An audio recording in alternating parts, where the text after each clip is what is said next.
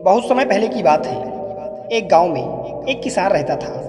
वह रोज सवेरे दूर झरने से साफ पानी लेने जाता रहता था। पानी को ले जाने के लिए वह अपने साथ दो बड़े बड़े घड़ों को ले जाया करता था। दोनों घड़ों को बांधकर वह अपने कंधों पर दोनों तरफ लटका लेता था।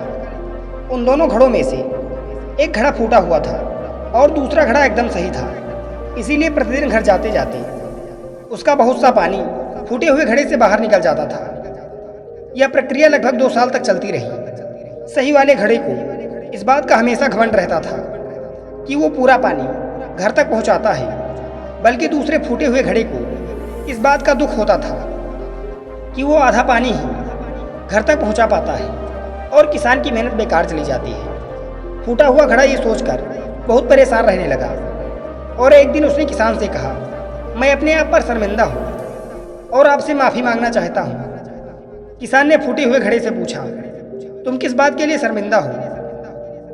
फूटे हुए घड़े ने कहा, शायद आप जानते नहीं हो, मैं एक फूटा हुआ घड़ा हूँ और पिछले 2 सालों से जितना पानी मेरे द्वारा घर में पहुँचाना चाहिए था, मैं उससे आधा पानी ही पहुँचा पा रहा हूँ।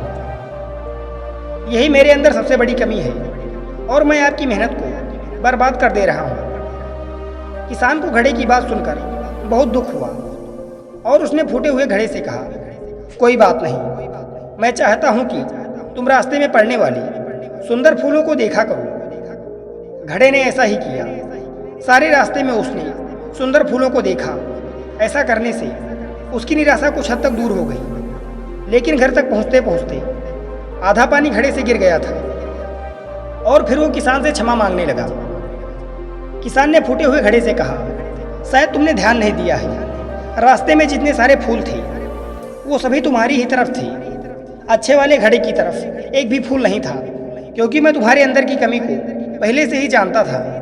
इसीलिए मैंने उसका लाभ उठाया और मैंने तुम्हारी तरफ के रास्ते में रंग बिरंगे फूलों के बीजों को बो दिया। तुम रोज थोड़ा थोड़ा पानी देकर उनको सींचते रहते थे और जिसके फलस्वरूप रास्ता पूरा फूलों से भर गया और बहुत सुंदर बन गया। तुम्हारी वजह से ही मैं इन फूलों को भगवान को अर्पित कर पाता हूँ और अपने घर को सुंदर बना पाता हूँ। अगर तुम ऐसे ना होते तो क्या ये संभव हो पाता? दोस्तों, हम सभी लोगों के अंदर एक ना एक कमी जरूर होती है, लेकिन यही कमियां हमें अनोखा बनाती हैं। उस किसान की तरह हमें भी जो जैसा है उसे वैसा ही स्वीकार करना चाहिए।